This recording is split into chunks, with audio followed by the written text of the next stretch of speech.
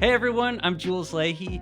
In today's video, I'm going to talk about something really interesting that I just experienced myself. This is jamming with a band that you've never played with before. In my case, I just recently got to sit in with the amazing band Little Feat. It was an honor to join them. It was actually just a huge honor to get invited up by Little Feat to jam. If you know them, and they've been around for a really long time, the slide guitar tradition in Little Feat is kind of second to none. Just a whole list of amazing players that have played in that band. Great music, great songs. I got the call from Scott Sherrard, the lead guitarist in Little Feat. He invited me up to jam, and I said yes, but the funny thing about it was that there was no rehearsal. I didn't show up at sound check and go over, there was absolutely zero communication ahead of time as to how the thing would go. I was put in a position of having to, really find my spot and see where I fit in as far as playing with the band was concerned. This wasn't just Jules is up here and let's just listen to him play guitar by himself. I had to kind of figure out what piece of the puzzle I was in real time and try to just do my best to fit in, make it feel like, I wasn't some oddity that didn't fit as far as like what the rest of the band, I had to really, I had to use my ears. I had to play dynamically, and all of these things were at play.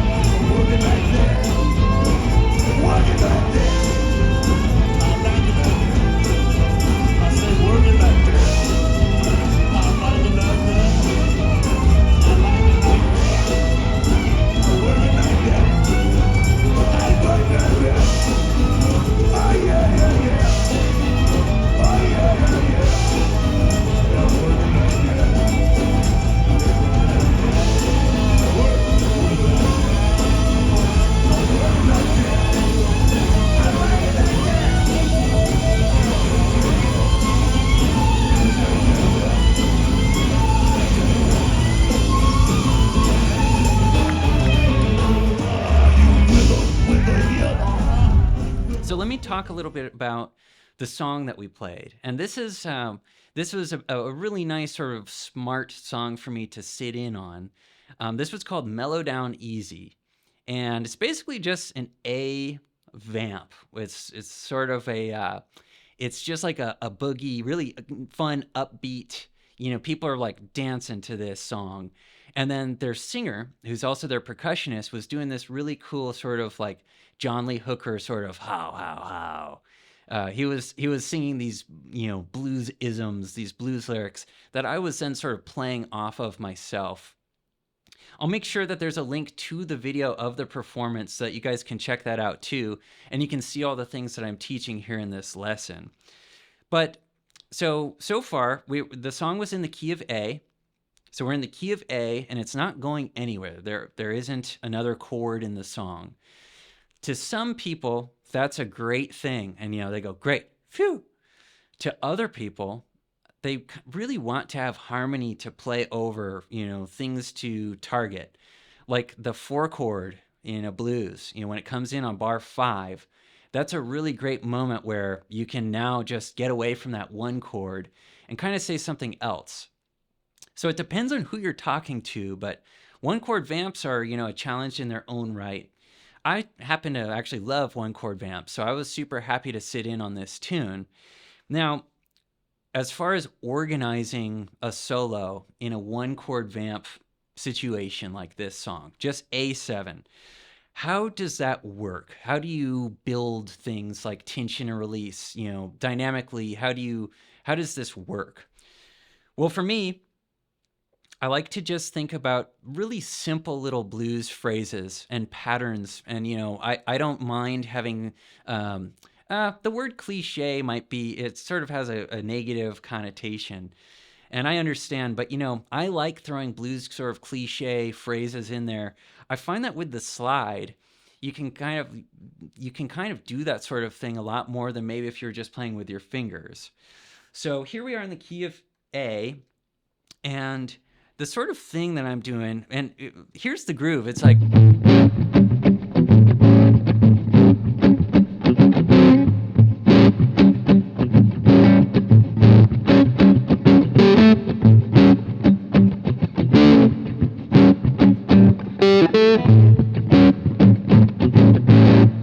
Right, it's just kind of chugging along, and there's just all sorts of space for us to fill these gaps. So what I like to do is I love to not start my phrase right on the root. That is one of the most helpful things, I think. You know, you can come on out and go,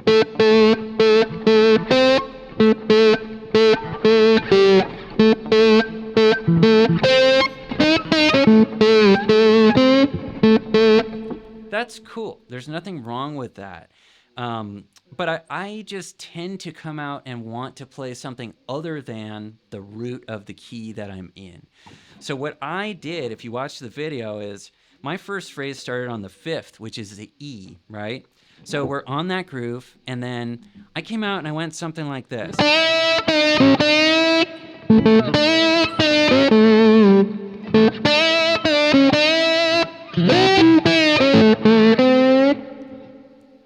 So that's a whole phrase right there. That's 4 bars. And it's super simple. It's not, the whole point of just coming out and starting something like this is that now we have something to work with. We have a theme, blah, blah, blah, blah, blah, blah, blah, blah.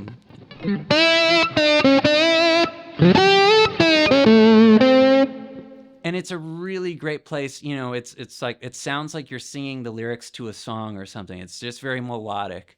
So that's what I did, and it's a really nice way to just come out of the gate.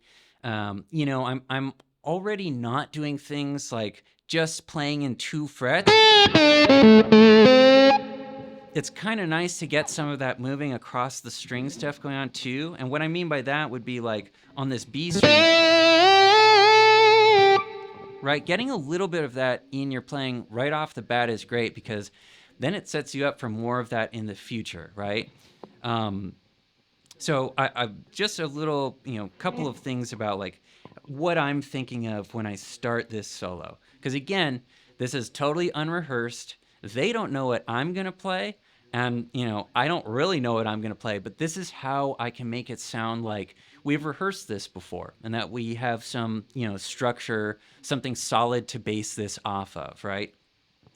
Now, what's so great about this too, and starting out very simply, is we can just rely on things like dynamics. If we come out and we play a lot, or if we play like even 2 notes, say you come out and you go like this instead. If this was the first thing you did,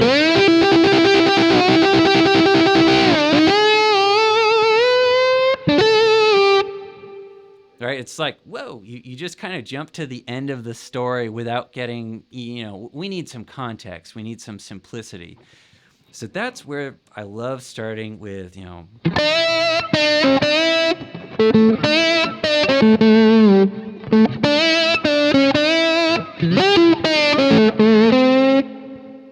Now that's a great little lick at the very end there. This is sliding into the 8th fret on the B string, and then hitting the 3rd string. And what I love is that as soon as I hit that 3rd string, falling back off towards that 5th fret on the B string. So it's kind of like this.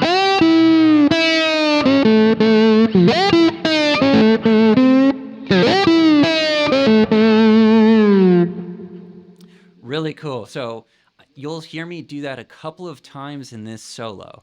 And so that's like I said, that's sort of a cliche. That's a classic slide guitar blues phrase that we hear quite a bit. But when you lead up to it with something that's just you, and in this case, I'm doing all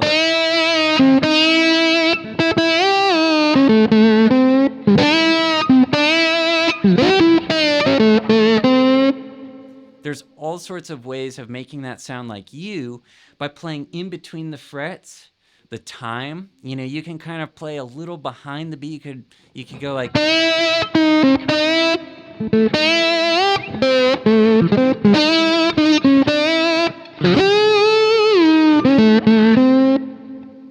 So that's what I'd, if I were you out there and you're trying this sort of thing, I'd experiment with playing an initial phrase in your solo like I just did, and then trying to tweak it just a little bit on, kind of every single side of, every note.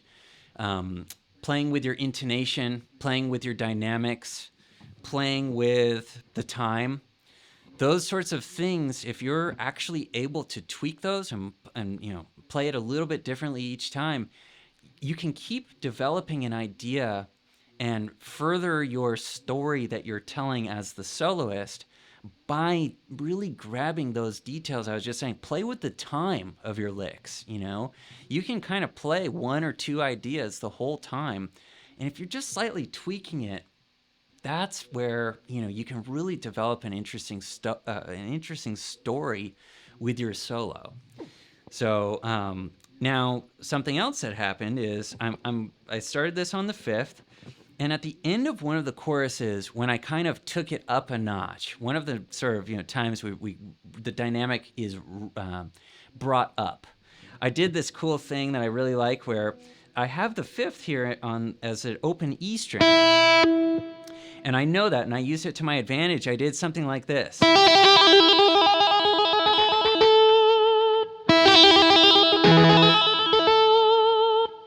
Pardon that open lower string there. But so now all this is I'm hitting the flat seven and the fifth, but it's clearly an energy building thing. And what I want to do from there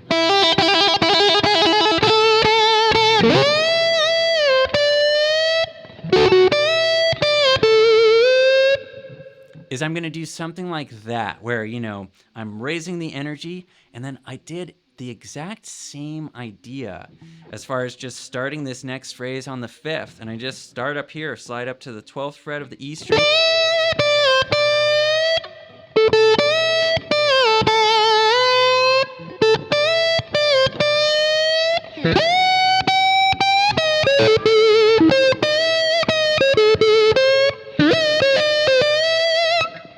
See how I'm still kind of just playing that one idea. And now what we've done is we've gone from an introduction to your solo way down here to now, we're a good 3 or 4 choruses into this solo. The band is now, we started down here, but dynamically, they've been going up the whole time. So now these licks, it's not about changing what I'm playing as far as, I'm basically playing the same phrase over and over, kind of ending it, maybe differently each time, but I'm thinking about this.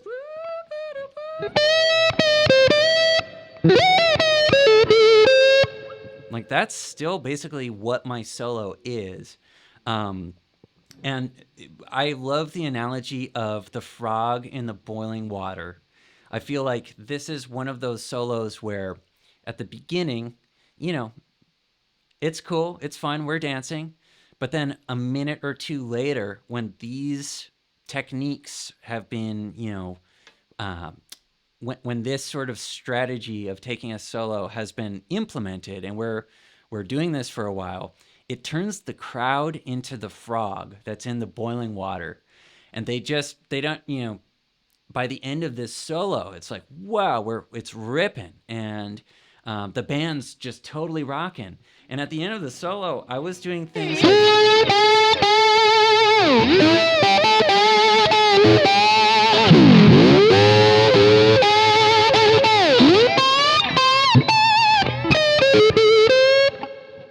like just hitting that A as hard as I can. Scott and I, we're both picking really hard.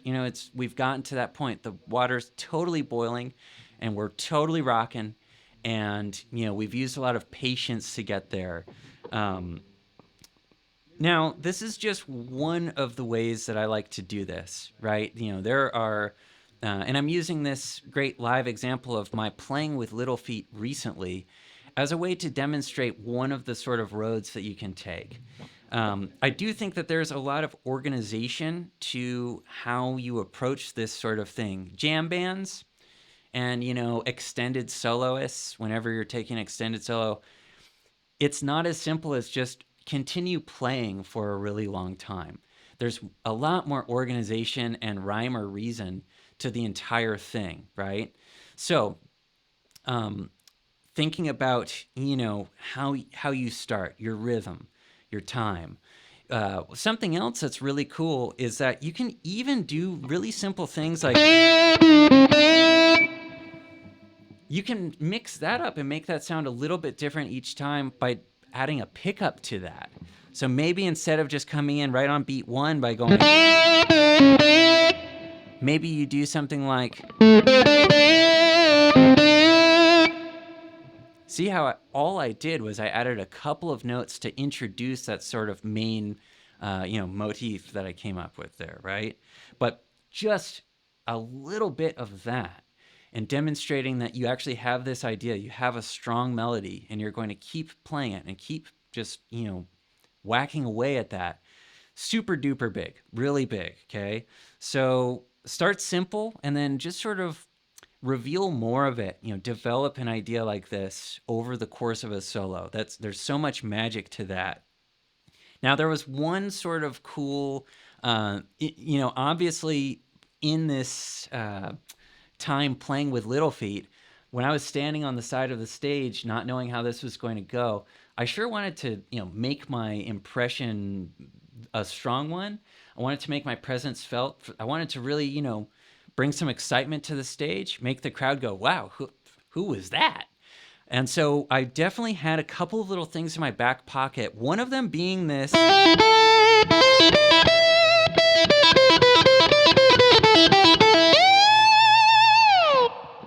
That sort of pedal point open E string lick. And I just showed you where I was using it was at the end of one of my phrases. I just kind of hammered it on. It was sort of less musical. And it was just sort of like a little razzle dazzle moment where I just went. And then that launched me off to the next point. So that sort of open pedal point idea was something that I had in mind. I wasn't sure how it was going to come out till I played it. But another one that I really love to have in my back pocket, and if you have seen me playing live, seen any of my videos or anything, you'll probably recognize this, but it's really cool to go like this. I love this. Totally builds the dynamic, takes you to the next level. Sliding into the 8th fret on the 3rd and the 2nd string.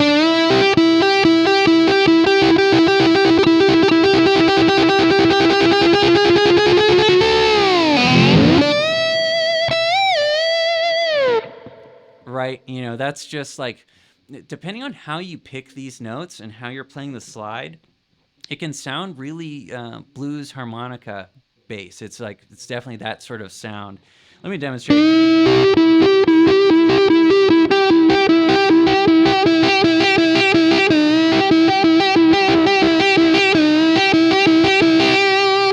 Right, there's a lot of my fingers are doing a lot of the talking here. Well, they're doing all the talking, but they're really specifically making those notes sound a certain way. Picking up here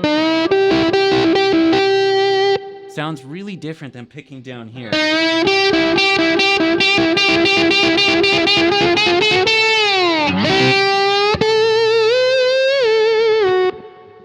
So, that's something else to consider, is simply where you're picking. Yes, obviously things like which pickup you have, that matters too, but I'm not even talking about that. I just mean explore the string. You can pick one idea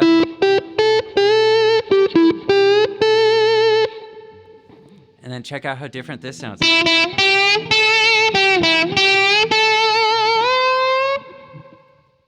I didn't change pickups or anything. I was just using flesh up above the fretboard, and then I really used my fingernail under, down by the bridge. So just that whole range right there is that's a super interesting story you can tell just by picking the string intentionally and differently along the string. And then this, you don't have to. I love these moments where you have something cool, in your back pocket like this. Because, you can just it can just be really exciting rock and roll music too. I feel like you'll see when Scott and I really start to go there in the clip at the very end of the solo when we're trading fours, I decided, okay, let's let's make this water boil over. Let's really go there, little feet. And I slid up into the 13th fret on the second and third string, and I helped kick it up by going like this.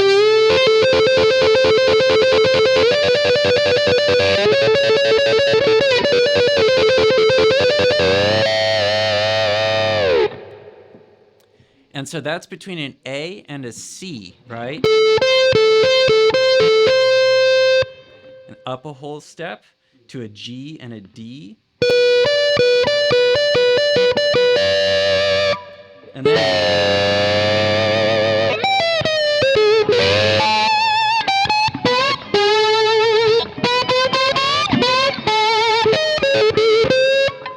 right? And you can see at that point there's at that point we're really not playing super controlled licks. Like, we want this thing to be, it's blowing up. We're going for it. So from here,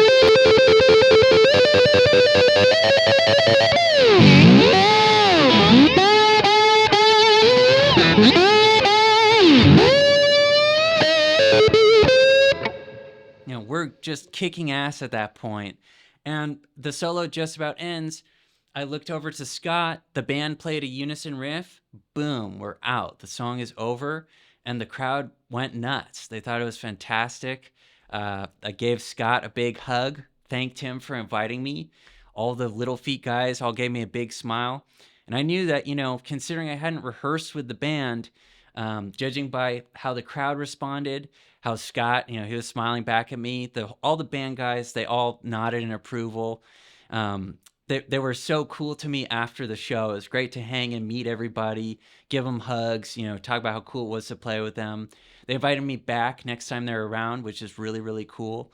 But you can see that this to me is a lot of what goes into sitting in with a band that you've never played with, you've never even met the guys, but you know what key the song is in, what song we're playing.